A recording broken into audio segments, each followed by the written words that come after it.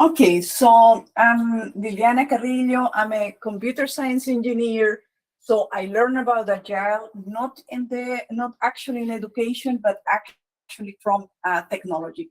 I'm leading the project Erasmus Plus Agile for collaboration, and I'm collaborating with Jos, supporting him and supporting working in a group with the other partners, Metropolia and the University Francisco de Vitoria, to work in Agile for teamwork, supported also by web technologies and XR technologies. So as a part of what already Petra explained now.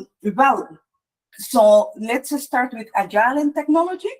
I don't know if you are aware that actually Agile started in a crisis, in a software crisis, meaning that in the 90s, actually software was really created in a precarious way, and very complex way. So on one hand, there were very few developers who were able to actually develop very complex software. And on the other hand, there was very complex software. So basically, the goal of the creation of software and software development in those times was to create huge packages of software. So you can think about Microsoft. Now we have Microsoft Office, the Office 365. But in those days, we only had, for example, Word, but it was a huge program, right? So many clicks that we could do everywhere that we were actually unable to use 100% of all the functionalities of the tool. So what happened is that basically 100% of the software was developed, but only 20% of it was actually used.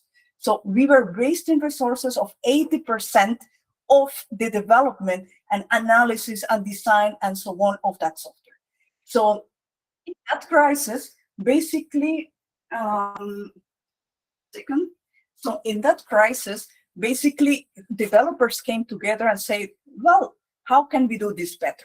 How can we improve the way we collaborate, the way we do the software with clients, and how can we make it more optimal? So what happened then is that one of the things that happened is actually, well, what actually happened was this. The mindset of Agile was created, which means that these software developers came together, who are really leaders in the industry, came together to define new values for the industry. So ways of doing the things that we're doing, but in a totally different way, with different values. So values that are really change actually the whole industry. We are going to see the values later on, but then we started with these 4 values that they created, then 12 principles that they are also invented along the way, and then many different practices. Then, for example, and actually one of the biggest ones is that there was the waterfall way of doing project management in that industry, and that meant a very strict way of following plans. So you do plan A, if it works or not, it doesn't matter. You deliver that part A to a team who does the next part, and they are not even very well communicated. So you deliver one thing to another, and then to the other, and then to the other, and then the software is finally created. But what happened is that was not working very well, and then those steps were actually emerged to do things in smaller pieces. So what this means is that instead of developing the huge work program in one goal, and that it took a development of 5 years, for example, that they would actually develop something every 2 months and deliver, every 2 months and deliver, and test it, and get it out to the public, and actually see if that was working useful or not.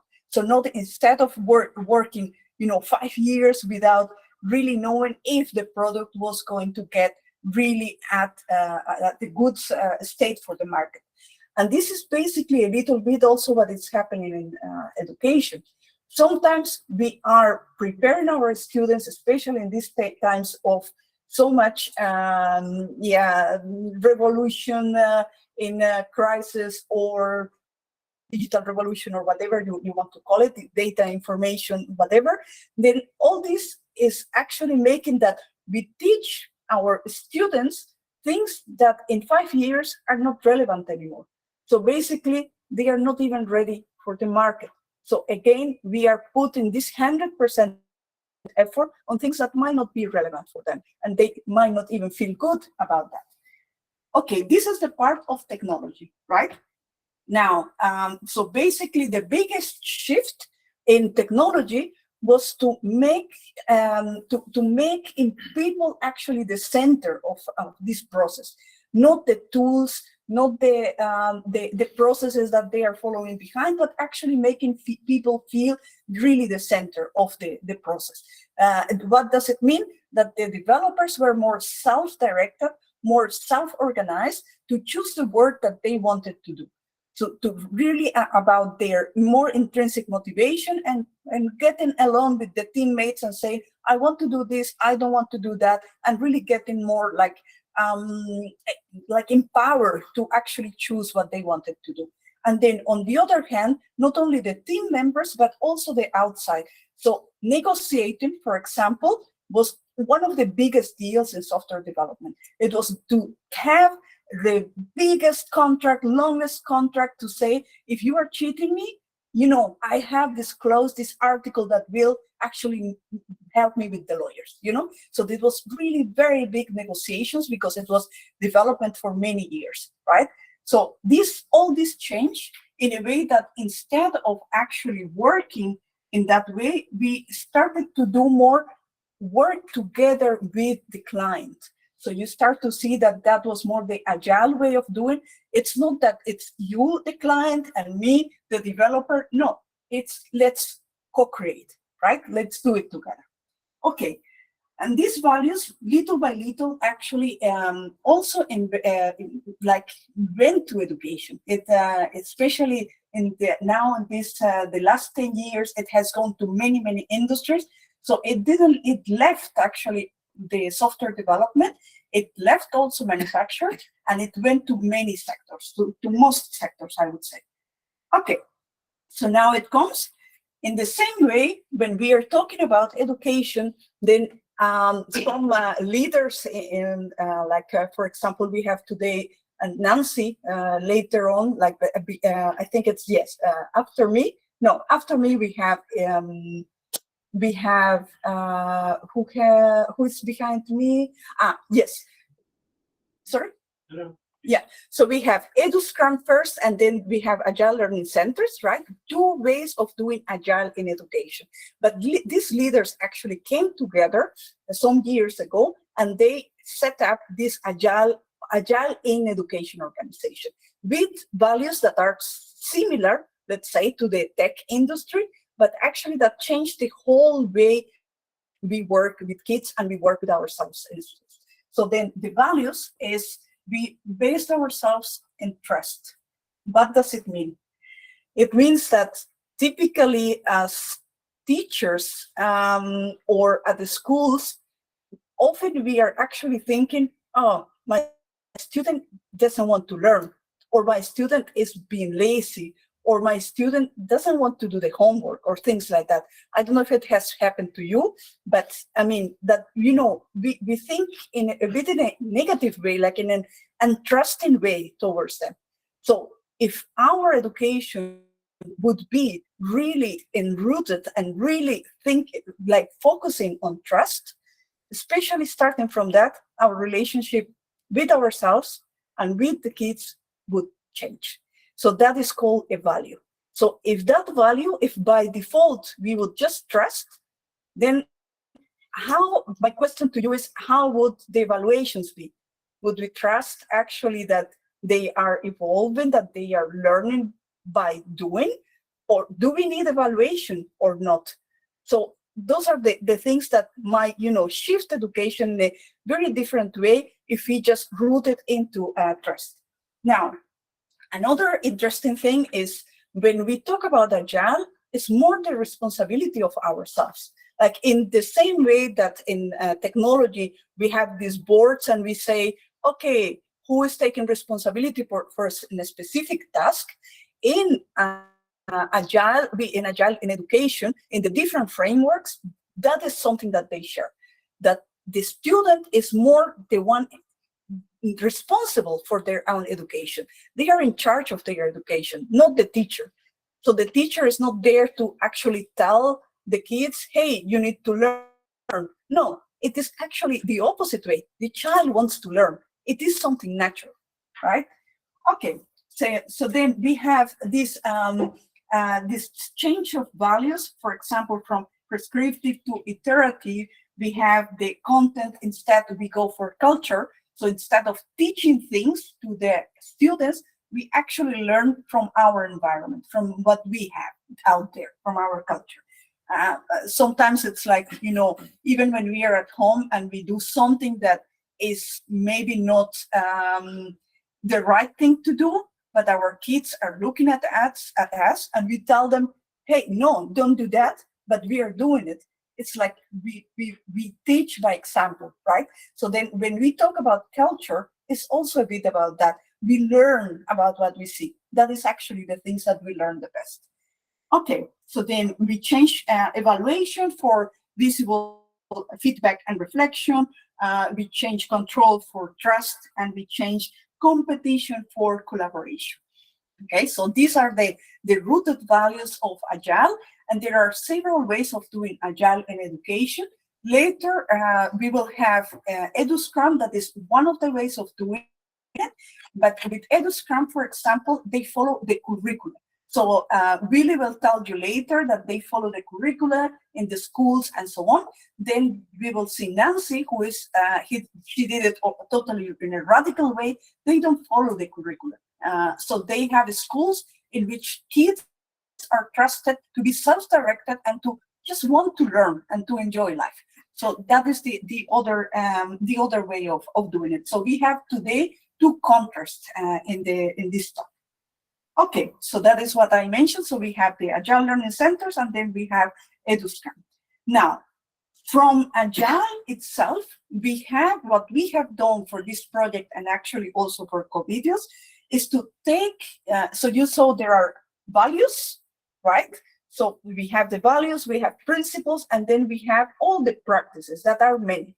So what we are doing for AxileXR is not really at the moment rooting ourselves in the values. So we are doing a work that is actually a little bit more superficial. We are going really very directly. We are going more for practices that we can use to support project-based learning, but we are not changing the values, because if we would actually change the values, we would go more into Agile Learning Centers, what Nancy would actually speak, than our typical way of doing schooling. So I test, I trigger you there to actually think about it. Anyway, so for example, at the Agile Learning Centers, one of the, and also from software development, one of the boards that we use is the Kanban board, and we do in Agile task management, right? So then these are typical boards. I don't know if you have seen Kanban or if you already know Kanban board, but what we are doing in Agile, and especially in the Agile Learning Centers, is have a learning, the learning cycle of the Agile learning cycle, which starts with an intention, the intention to do something. And then this intention becomes then later something that we want to do or we want to create. For example, my intention today is to share knowledge with you. Then I am right now doing it, right? When I finish this conversation and maybe there are some questions, I might feel fulfilled with that task, what I did, or maybe not, right? So then it's this intention, creation, reflection, and sharing cycle that happens in Agile environments. Now, what we would do then in a similar way in the software industry, we use a backlog, but there's to develop a product. In this time, in this case, is actually to develop ideas from the kids. To, for example, one idea can be, let's go to the park and let's, pick up flowers, for example. That can be one activity. And then what do you need to do that, to prepare yourself for that? If it's a little child, then that little child might need some company. might need a bag, might need some items, might need even to know the way and so on. So someone who supports them. There is where the facilitator comes. So not a teacher, but actually a person who is there to support this self-direction of that child, those interests that the child has. So then here we have a backlog of activities, and then we move them into doing, like being present in the moment. I'm doing a certain thing, and this helps us to prioritize and to really be focused, to actually choose at some point. If we start to do that more, even in our daily life or as family or even as individuals, we can start to be even more mindful and say, look, this is what I do in this moment, and I choose not to do this and this and that, right? So it's more about focusing in the doing. And then having the satisfaction of moving papers, or the internal satisfaction of saying, this I have done, right? This is my realization.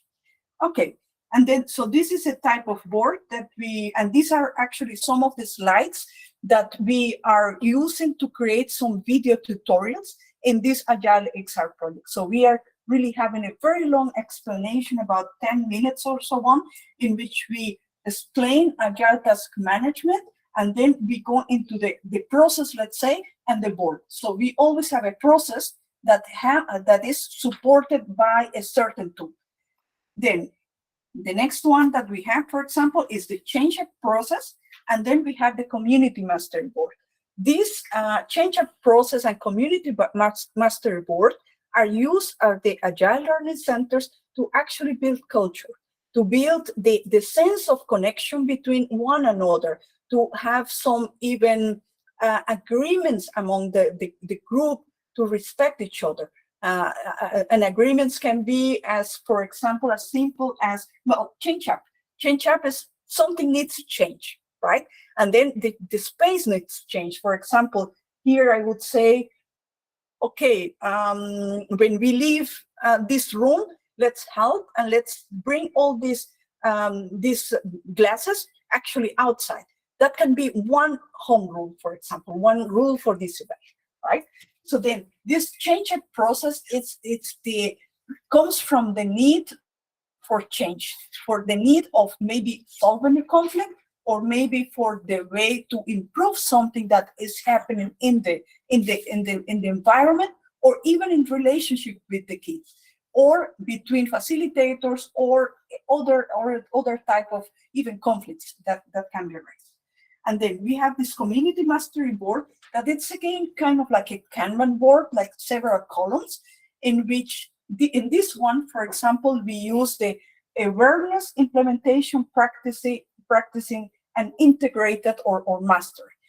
What this means is, awareness is, I don't know if some of you are familiar with nonviolent communication, but for example, when we actually see that there is something happening, like we had it in one of our team meetings actually, that some people were arriving a few minutes late, and then our meeting was actually starting a bit later. So then our community, our house rule in that moment, even speaking about it, was the awareness of the group is we cannot start our meeting on time, right? So then we went to implementation, and we talked to the whole group, to the group of partners, and we decided, okay, let's actually practice that from tomorrow on. We arrive 15 minutes earlier, so we have time to connect and to exchange among each other, and we actually start on time our event. So let's have like 15 minutes to do our networking, our connection, and then start the day. So this is actually what we did. And by the end of our training, actually, we managed to have it. So it was something that this was part already of the culture. So then, in that change, that process of changing something that was not working very well for our community, or for the purpose of that community, of that meeting for us, then at the end of the day, we mastered. So we were every day checking, how are we doing with our implementation, right? So then this paper, let's say, was moving from, okay, we are in implementation improving. So the next day, oh yes, we are arriving earlier. Oh yes, we are actually starting on time. Till we mastered and it was integrated in our culture. There are many things that we have integrated in our culture, which means no one needs to repeat them because we actually know them already, right? So, for example, to say hello to someone, to give a hand, those are things that we already know by culture. But if, for example, we work with kids from with autism, it might be difficult to actually have physical contact. So in that sense, in that type of culture, then the relationship might be different and there are different expectations, right? Okay, so this is anyway one of the results that we also have. So we are building this video in a way to show how to use this type of board. For me, this one is super amazing. It's really one of my favorite boards. I think at the schools, it can help, for example, for trying to detect bullying and doing something about bullying if it's possible. That is one of the options that I see. Or, for example, also in the social department, like the people who are taking care more of the emotional side of the kids, but also even for the organization of the room. If the classroom is a little bit messy and we need it in a certain way, we actually have a follow-up board that says, look, our classroom needs to be clean at the end of the day. Please, we have to make the line of chairs and things like that. So we make actually what we want to see in our space. Okay, then we have another process and another board that supports that process, and it's the game shifting board and the game shifting process and the game shifting board. So this is the game shifting is an interesting one to actually set up very clear boundaries and even the intention of a meeting or even about this event. What this board does is setting an intention. For example, in this moment, I am lecturing. Yeah, boring. I don't like lecturing, but okay, we are here to do this. So lecturing, okay? So this is the intention. Now, if the intention would be different, then if the intention would be, for example, brainstorming, then already we would ask the more interaction from the audience, right? It would be not much about me speaking, but it would be more about let's talk, right? And we would design it in a different way. For example, then in the talking style, then it would be not me just lecturing, but it would be, for example, everyone has, we have a talking stick, and then we give the talking stick to everyone to share something about the topic. And that creates immediately a different kind of meeting, right? So it's building those explicit ways of organizing our meetings and our lessons, especially for our project, it was online. But let's say if it's online and we are in COVID, okay, what are the agreements that we have? For example, it can be put the camera on, mute yourself. Like those expectations are already clear from the beginning, and you can build them with the students. Physical arrangement, for example, I'm standing, but you are sitting. It could be that we change totally the atmosphere of this meeting, of this event, by telling, no, please, you actually also come here and you stand. And then that immediately creates a very different, that changed the game shifting, that changed actually immediately the energy of this. Then roles, for example, it's interesting to know who is doing what. For example, I always, I really am very terrible with timekeeping. So I have no idea if I'm being long, 2 minutes, you see? Yes. So then the timekeeping is something. Yes, and now I see it. Yes, better. So the timekeeping is complex for me. So then I know I ask someone, please, I had already asked yours, please help me with the timekeeping, right? But then there are certain roles that we have sometimes when we are doing certain projects or certain activities that we can actually set up. For example, for an Erasmus Plus, we need someone who takes photos, we need to do the registration, we need to do certain things. So this board actually helps us to have the roles very clear, but also in the classroom. It can be, for example, that we have a student that does something specific and then the role is actually clear. This kind of board is super interesting to create clarity, especially with kids who have difficulties actually reading social interactions. And I speak really very directly about kids with autism. They have it very difficult sometimes to understand what is going on and how they have to interact in the group. So this is actually a very helpful way for inclusion. Okay, so then the next steps for this project is to film actually these presentations, but they are long. I mean, I only showed some slides. They are long, so we are having in January actually 4 videos ready. So we will share them with you. And then we will also get inspiration from EduScrum and so from some techniques that they are using also for Agile in education. And then later, after my presentation, we have really from EduScrum, and after him, we have actually Nancy from the Agile Learning Centers. And that's all. Thank you. I invite you to visit the website, and please enroll in our newsletter, because there we will actually share what we are doing from time to time. I think every 6 months. So probably, I don't remember when is our next newsletter, but I think maybe March or something like that. February. So around February, we will be sharing our newsletter, for example, with results from what you have been doing from seeing today, from Petra, from me, from else. Okay, that's all.